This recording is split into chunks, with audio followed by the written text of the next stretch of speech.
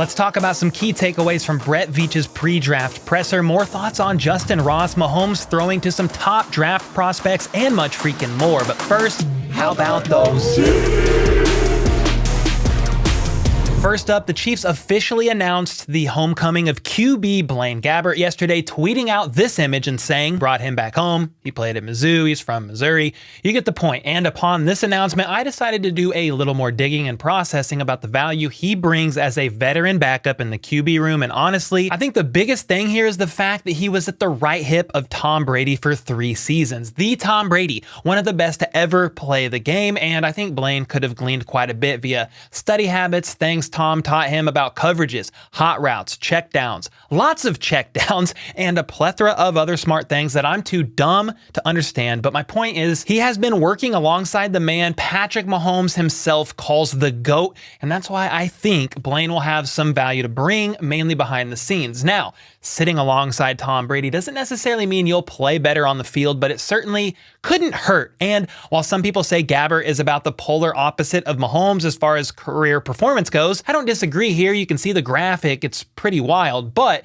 Gabbert is basically a younger Chad Henne, and people liked Chad Henne. So let's look at a stat comparison between the two that Arrowhead Live tweeted out yesterday, saying prior to joining the Chiefs, both Chad Henne and Blaine Gabbert had appeared in 67 games, and here's how they each fared in their pre-Chiefs career. Henne, 18 wins, 35 losses. That was his starting record, 12,931 passing yards, 58 passing touchdowns, 63 interceptions, 59.3 completion percentage. Blaine Gabbert, 13-35 starting record, 9,302 passing yards, 51 passing TDs, 47 interceptions, 56.4 completion percentage. They are basically the same freaking guy. Both lost the majority of their games, have a below 60 completion percentage, and nearly as many interceptions thrown as touchdowns. Henne actually had more interceptions than touchdowns, which is wild, though he did throw for a few thousand more yards than Gabbert. However, the point is, Chad Henne came in clutch for the team when it mattered most on multiple occasions when Mahomes was unable to play. And that is not up for debate. His past stats didn't matter. All that mattered was his ability to go in and command the offense with the greatest offensive-minded head coach, Andy Reid, and the greatest tight end, Travis Kelce, in the game. And that's why I think Andy Reid and company believe Blaine could be the next guy for QB2, the calm veteran with 12 years of NFL experience that works into the system and is there in case of emergency to take control of the offense and make things happen. Now, with all that being said, it's not impossible that QB Shane Buechele beats Gabbert out in training camp or preseason, but it also would not hurt for Buechele to get a little more experience under his belt via another season learning from Mahomes and now Blaine Gabbert, considering Shane was a UDFA in 2021 and has only been in the league a couple of years compared to Gabbert's 12. So I'm definitely interested to see how all that is going to play out. But speaking of UDFAs, Justyn Ross remains a topic of discussion basically everywhere. PFF pulled a quote from Mahomes talking about him. The Chiefs social media team posted a Mahomes throwing to Justyn Ross. Ari Mirov had a quote about Mahomes and Ross, and the list goes on and on and on and on and on about the UDFA the Chiefs signed last offseason. And the question is, will Justyn Ross defy the odds and beat out maybe Richie James or Justin Watson for a roster spot? Many say, oh yes, he's not only going to make the roster, but he's going to dominate, while others say, hell nah, he ain't ever seeing a starting snap in what little NFL career he's ever going to have. Well, Josh Fan of Show Me Football had a more detailed video he dropped on this subject if you want to check it out, link in description, but I'm in line with his thinking. Basically, I'm neither here nor there on the extremes of Justyn Ross. Rather, I'm more cautiously optimistic for the guy. I don't think the Chiefs will put a lot of hope in a potential what if this season with Justyn Ross, and they're still going to draft 1 to 2 wide receivers, maybe even add another veteran afterwards. But I am rooting for the guy, that he stays healthy and continues to grow in his rapport with Mahomes. After all, there are many examples of UDFAs who have defied the odds and had successful careers. Priest Holmes is one we all know of, though he was a running back, I know, but then there was also wide receivers like Adam Thielen, Wes Welker, Rod Smith, and even tight end Antonio Gates, so it could happen, though I think tampering expectations a bit on the overall hype of Justyn Ross is probably the most realistic thing to do at this point. Shoot, he may very well make an impact in this league, though like many receivers that are actually drafted, it could still take a couple of years to start climbing through the ranks. You just never know, but certainly let me know your thoughts on which Justyn Ross camp you are in. He's going to dominate, cautiously optimistic, or he will never contribute anything ever. From here, I want to talk about some key takeaways from Brett Veach's pre-draft presser today, as well as Mahomes being seen working out with some top wide receiver draft prospects. But first, I got to thank today's sponsor, HelloFresh. HelloFresh can take the hassle out of mealtime this spring by delivering pre-portioned ingredients and easy-to-prepare recipes that travel from the farm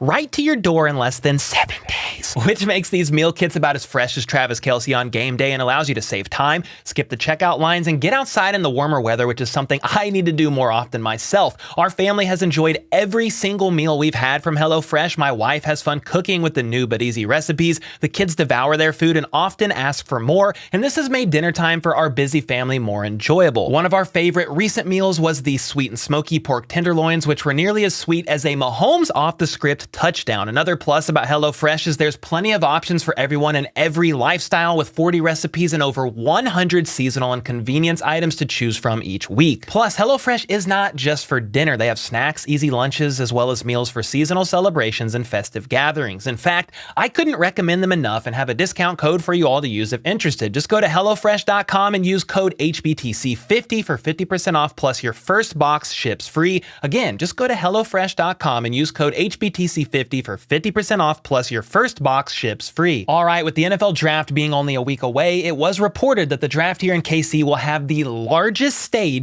and the biggest screens in league history, a structure the size of a football field. 100,000 people have already registered, and the NFL estimates 300,000 total visitors. That is a lot. Mahomes responded saying, "I can't wait. Let's go KC," and we will soon find out just how crazy it'll all be next week. And in honor of the draft being so close, Chiefs GM Brett Veach had his pre-draft presser today. He shouted out his team and all the hard work they've been putting in to get ready for the upcoming draft. And on some of the offseason moves made so far, Veach noted that tackle was the priority. Jawan Taylor gives flexibility and, quote, "He certainly wants the opportunity to play left, but if we draft a left tackle, we know he can play on the right side." And regarding defensive end Charles Omenihu, they were impressed by his ability to rush off the edge and stop the run, yes, but especially by his inside pass rush capabilities, and Veach is very excited to pair him up alongside Chris Jones. Safety Mike Edwards made a lot of sense for a third safety, with Juan Thornhill moving on to the Browns. And regarding linebacker Drue Tranquill, this is interesting. They didn't go into free agency saying linebacker is a priority. The focus was on the offensive and defensive lines mainly, but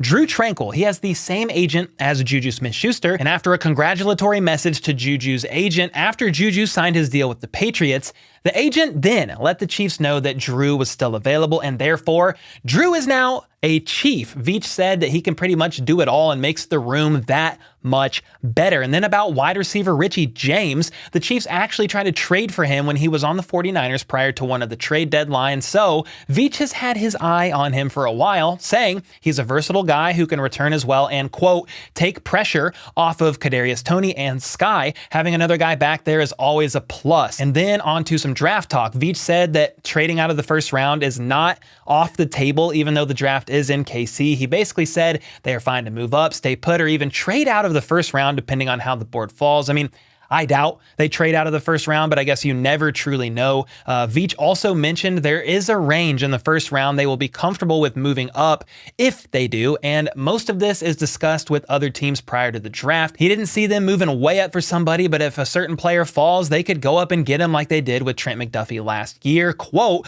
"We'll have a list of guys we want to be aggressive on, and if it works out numbers-wise and they are in range, we will potentially make a move. We won't be opposed to being aggressive." He then complimented this year's cornerback class, the late round linebackers, as well as the tight end class. Therefore, I predict the Chiefs will at least take one defensive back, a late round linebacker, and a tight end. And speaking of tight ends, Travis Kelce recently took a picture with Wade Phillips, who's currently the head coach of the XFL's Houston Roughnecks. And Wade Phillips jokingly said he's trying to recruit a tight end for the team, to which The Rock, Dwayne Johnson, himself responded saying, "I'd love to see Trav in the XFL, but he'd tell me to know your role, jabroni, because I can't afford him. And, well, survey says, know your role and shut your mouth, you jabroni." And on this year's wide receiver class, Veach said, "You are always looking to get more talent and get deeper. They are happy with the guys that they have currently, but are always trying to find ways to make this team better." So yeah, the Chiefs are definitely drafting a wide receiver, no doubt about it. Will it be day 3? Possibly, or day 2, or maybe even day 1. We'll talk about that here soon because on the subject of receivers, Mahomes and company have been training in Texas pretty much with everybody at this point. Kelce, Noah Gray, Fortson, I saw Matt Bushman, Richie James, MVS, Sky, and all the others pretty much, among, of course, Kadarius Toney. And Veach talked about Toney today, saying that talent-wise, Toney is up there. He's really good. He can do anything. There's no limit to his game, no limit to a specific role, and they were surprised by how quickly he picked things up in the middle of the season. And they have a lot of high hopes for him. If he continues to stay healthy and build chemistry with Pat, the sky is the limit for him, said Brett Veach. And then there were some other receivers seen there in Texas building a little chemistry with Mahomes as well, and they were Quentin Johnston as well as Zay Flowers. Quentin was actually there for a couple of days, and Zay was at least there yesterday and could be seen in this clip here catching a pass from Mahomes. And it's worth noting that the Chiefs requested to work out with Flowers, at least according to Adam Schefter. Brett Veach may have said something a little bit different today in his presser, but that's what Adam Schefter initially reported. And this was very interesting because both of these guys have been mocked to the Chiefs several times, a lot of times in the earlier 20s. So if they fall, the Chiefs mainly have to go up and get them. Although I saw a recent mock draft, I think it was Peter Schrager. He had the Chiefs taking Quentin Johnston at pick 31. I would be surprised if he falls to pick 31, but I guess you never know. So yeah, more than likely, if they want either of these guys, they're going to have to trade up for him. Veach did mention that Zay Flowers looked quick and was in good shape, but didn't add much else. And that's where I want to ask you guys,